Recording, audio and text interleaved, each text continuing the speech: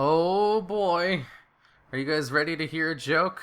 Alright, so here is my best joke I've ever made. It's called, the Coffin joke. So one day, there was this guy, he was driving down the street, in his car. You see, cars are these futuristic vehicles that we don't have here yet. You probably wouldn't know, it's an Argus thing.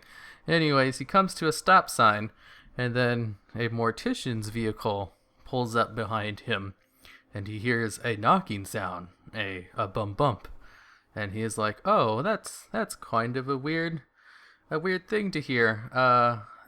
Whatever. This is probably the longest stoplight I've ever been at. I wonder when it's going to change green." And then he hears it again, a bump bump. He's like, "Oh, that's a pretty weird noise to hear." And then a coffin breaks out of the mortician's car. Supernatural coffin. There should be no way for this thing to move because it is literally just a box that's supposed to hold a dead person, and then it starts jumping and hopping while making the sound, a bum a bum bum, and it starts jumping slowly towards this guy's vehicle, and he's like, "Oh, I should really get away, but I'm stopped at this stoplight and I can't disobey traffic laws." So he gets out of his car and runs down the street, hoping that the coffin doesn't try to chase after him. But unfortunately, it seems it has some kind of grudge against him. Like maybe he bad talked his mom or something. So the coffin starts coming towards him, going bum bum, bum bum. So he runs into the nearest store to try to maybe lose him or outrun him. And he goes into an antique shop. Yeah, so there's lots of antiques everywhere. You know, the usual stuff like couches and lamps and glasses. Lots of plates too. Just lots of very valuable things that are extremely easy to break. So he goes up to the cashier, who's the only person in the shop because antique shops are not as popular as they once were. So there's probably no other customers inside there, and you're probably the first customer he's seen all day. And anyways, you go up to this cashier and say, "Hey, can you show me to the back of your store? I really need to, lose this guy who's chasing me, and this is probably one of the quickest ways." And the guy's like, "Sorry, the only way to go to the back is through the bathroom, and you can only use the bathroom if you're a paying customer." So the guy's like, "Okay, fine, that seems reasonable. You don't want homeless people to come in here and just use your bathroom all day. What's the cheapest thing you have?" So the cashier is like, "Sir, this is a priceless antique shop. Nothing we have here is priceless." He's like, "Okay, how much is this glass ball next to the register?" And the cashier says, "Oh, that'll be $65. He's like, "Wow, $65 for this? This is basically just a paperweight." And the cashier is like, "Well, sure, it can be used as a paperweight, but it's actually a very old and antique glass ball." He's like, "Oh, how about the smaller glass ball that's right next to it?" It's like, "Ooh, that one will be $85. $85? That is $20 more expensive than the other one. How is the smaller one more expensive?" It's like, "Well, see, that one's older." And it's then when the coffin crashes through the window, goes through all the aisles, knocks everything down, all of these priceless antiques that are very brittle just break because there's a supernatural coffin in the shore, just going wild. And the guy just runs through the back because it wasn't locked or anything, and he was just trying to be nice. And then the coffin breaks through the counter where the cashier was and just, well, I mean, he does terrible things to this person that we probably shouldn't describe because I'm old and my name is the Prophet Velen. That's not something good to do.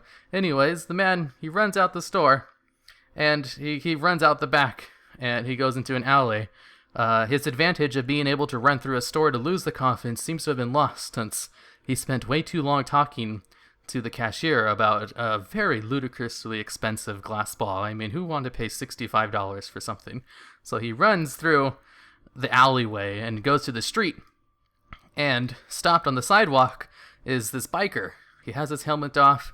He's probably stopping to text his girlfriend or something because he's a responsible driver and doesn't text while on the road. And he goes up to him and says, "Hey, I really need to borrow your bicycle, your motorbike, so that I can drive out of here because there's well, you won't believe me, but someone's chasing me. And the guy's like, oh, I can't really, let you borrow my bike. I've had this thing ever since the divorce, and it's the only thing that keeps me young. He's like, oh, okay, that sounds reasonable. I guess I wouldn't probably give up my bike either if someone just came up and asked for it out of nowhere.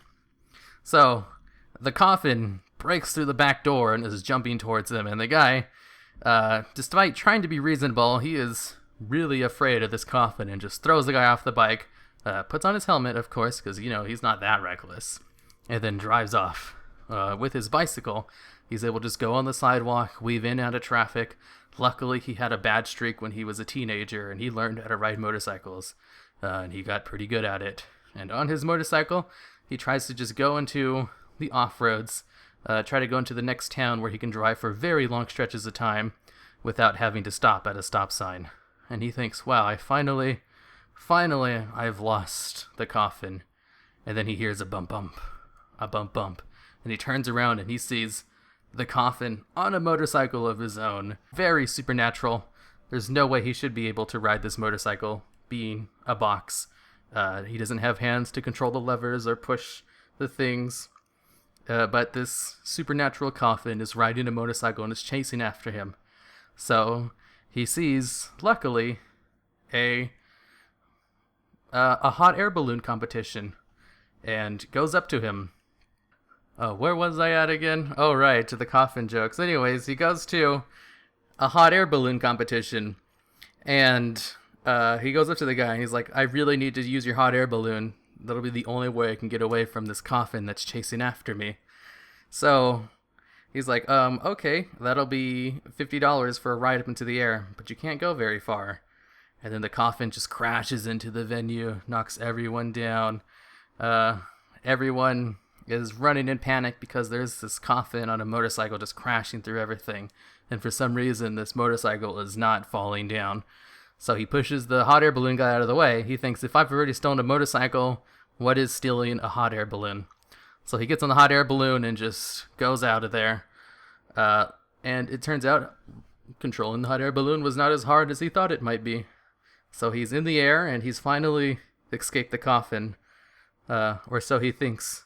Until 20 minutes later, he hears it again. A bum bum. A bum bum. And he turns around and there's the Coffin in his own hot air balloon, chasing after him, going supernaturally fast. He's definitely using some kind of dark magic. And he chases after him, and he notices that his house is nearby. And he thinks, you know what? I might have a way to stop the Coffin. There's probably something I can do to finally put an end to this. So he steers his hot air balloon towards his house, with the Coffin chasing right after him, and they're doing some very wicked aerial stunts, weaving in and out, dodging. It would make a very cool chase scene in an action movie. Anyways, he gets to his front window of his house, and he just jumps out of the hot air balloon, maybe like 5 feet off the ground. It's not a very far jump, so he doesn't hurt himself or anything. And the hot air balloon just crashes into his house. But, hot air balloons don't really weigh very much. They're just big, so it doesn't really do any damage. And then the Coffin literally just jumps out of his and just crashes into the neighbor's house. And he's like, okay, I think I have some time. So he goes into the house. He runs through, and the Coffin is already there, literally right behind him. He wasn't as fast as he thought he was. He goes down the hall. The Coffin is jumping after him. Bum, bum, bum, bum. He goes into his bathroom. The Coffin breaks through the window, breaks through the door of the bathroom, and is there instantly with him. He goes into the medicine cabinet and gets the cough medicine, and the cough medicine makes the Coffin go away. And, yeah, the cough medicine makes the Coffin go away. That's it. That's the best joke ever in the world. Arg, okay, villain. That was a funny joke, huh? Cough medicine makes Coffin go away. Okay, I'll come back and talk to you later. Maybe. How did you like that joke? Make a bear face. That joke was just communist appropriation. It wasn't actually very funny. Whatever, make bear face, you piece of garbage.